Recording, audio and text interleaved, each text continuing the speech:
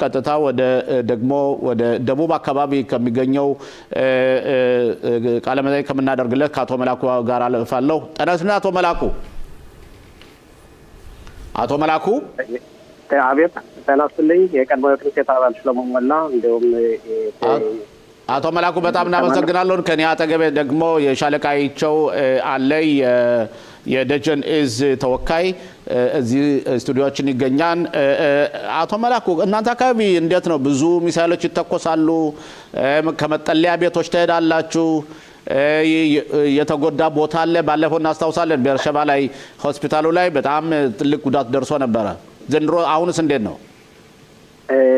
እንግዲህ በመጀመሪያ ደረጃ የደጀን እዝ ኃላፊው አተዋቸው ተናስል ብያለሁ። ያው በሰሞኑን ከሰንበት ወደዚህ ጀምሮ ያለው እንግዲህ ሁሉም ሰው በተጠንቀቅ ነው ወደ አደጋ መከላከያ ሁሉም ሰው እየገባ ያለ።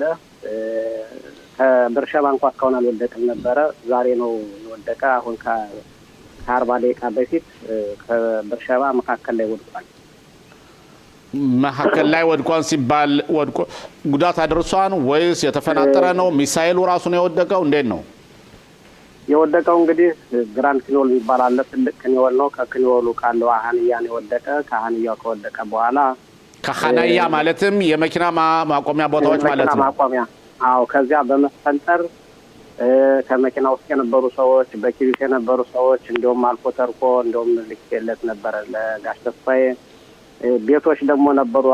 በአጋጣሚ በእነዚያ ቤቶች ሁሉ በመፈንጠር እንግዲህ መውደቁ ብቻ ሳይሆን ሚሳኤሉ ከወደቀ በኋላ በውስጡ ላይ ልክ እንደ ተለያዩ ቦምቦች መሰል በርቀት ሄደው ተፈንጥረው ሌላ ጉዳት የሚያደርሱ ብዙ ነገሮች አሉ። እንደነዚያ መሰሎች ናቸው እና አሁን ሆስፒታልን ቆይቻለሁ። ከሆስፒታል ላይ ደግሞ የሚሰራ ጓደኛ ያለ አንድ 30 የሚሆኑ ቁስለኞች ናቸው የነገረኝ ያለ ጓደኛዬ። ከዚያ ሄዶ ማየት አይቻልም።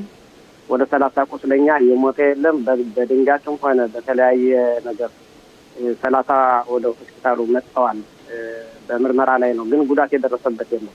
ማለትም ከዚያ ሚሳኤሉ ቢወድቅም ክፍት ቦታ ስለወደቀ ግን ተፈናጣሪዎች አካባቢ ያሉትን ተፈናጥረው ስለጎዱ በኪና ሲነዱ የነበሩትም እንደዚሁም ከቤት የተቀመጡም ነውና ኦኬ መጀመሪያ በህይወት ያልተጎዳ መሆኑ ጥሩ ነው። ግን ካሉ ደግሞ የቆሰሉ ካሉ ሕክምና መሄዳቸው ጥሩ ነው።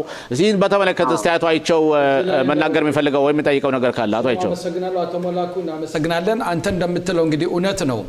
ይህ ተምዘግዛጊ ሮኬት ሚሳኤል በወደቀበት አካባቢ ወይም ባይወድቅም በአየር ላይ እንዳለ በጸረ ሚሳኤል ቢመታም ውስጡ የያዙት ብዙ የሚፈነጣጠሩ ነገሮች አሉ፣ የሚፈረካከሱ እነዛ ነገሮች እያንዳንዱ ራሳቸውን ከ2 ኪሎ ግራም የበለጠ የሚፈነዳ ንጥረ ነገር ይዘው የመጡ ናቸው። ስለዚህ አካባቢን በአንድ ላይ የማራቅ ይሄው ከተመታበት ቦታ ጀምሮ እስከ 8 ኪሎ ሜትር ድረስ ርቆ የመሄድ ኃይል አለው። 8 ኪሎ ሜትር ድረስ የመሄድ ኃይል አለውና ለዚህም ነው አንዳንዴ አሁን በተለይ በቤት ሸሜሽን በቴል አቪቭ ወድቆ የሚያየነውን ስታዩት ከወደቀበት ቤት አሳልፎ ሌላው አካባቢውንም ድርምስምስ አድርጎት የምናየው ሁኔታ አለው።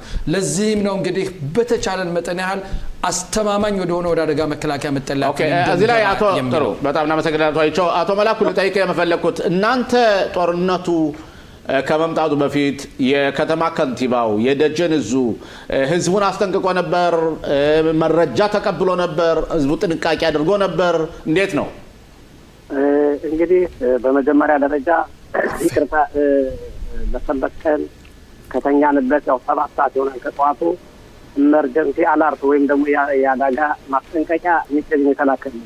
በዚያን ሰዓት ከተላከ በኋላ ሁሉም ሰው በየቴሌፎኑ እኛም እዛን ሰዓት አንዳንዶቹ አብዛኛውን ጊዜ ሰንበት ብለን ይዘን ነበር። አንዳንድ ክፍት አድርገን ያስቀመጥናቸው ጥርጣሬ ነበርና ክፍት አድርገን ያስቀመጥናቸው ስናያቸው በዕብራይስጥም በ4 ቋንቋ ነው፣ በዕብራይስጥ፣ በእንግሊዝኛ፣ በአረበኛና በሩሲያኛ የተላከ ይሄ ማስጠንቀቂያ። ከዛም በኋላ ወደ አደጋ መጠለያ ገባን። በዛን ቀን ራሱ ሁሉም ሰው እየተደዋወለ በግሩፕም ሆነ በማህበራዊ ድረገጽ እየተላከ ጥንቃቄ አድርጉ እየተባለ እየተላከ ሁሉም ሰው ቴሌፎን ይዞ አደጋውን በመቆጣጠር የሚመጣውን ነገር አዛካም ጮኸ። ከዛም በኋላ ሁሉም ሰው ወደ አደጋ መከላከያ ቦታ ገብቶ ህይወቱን ሊያተርፍ ችሏል። እግዚአብሔር ይመስገን እስካሁን ድረስ ባለው ነገር። አሁን ደግሞ ዛሬ ብቻ ነው የወደቀ። ዛሬ የወደቀው ግራንድ ክኒዮል የሚባል ቦታ ቢወድቅ የክኒወሉ መስታየት በጣም ረግፏል ነው የሚባለው። እንግዲህ ከማላየ ነው እንጂ በጣም ተወላልፏል ነው የሚለው ልክ እንደ ሆስፒታል። እናመሰግናለን አቶ መላኩ። አቶ ተስፋዬ ጥያቄ ካለ ለአቶ መላኩ። አቶ ተስፋዬ። አዎ ጤና ይስጥልኝ አቶ መላኩ። የላኩልኝ ምስል ጊዜው ስለአለፈ ነው ወደ ስቱዲዮ ስላስተላለፍኩት። የኔ ጥያቄ እንግዲህ ባለፈው ጊዜ ሆስፒታሉ በከፊሉ የተመታበት ሁኔታም ታይቷል። እንደውም በቤርሼቫ አካባቢ ብዛት ያላቸው ቤቶችም እንደዚሁ።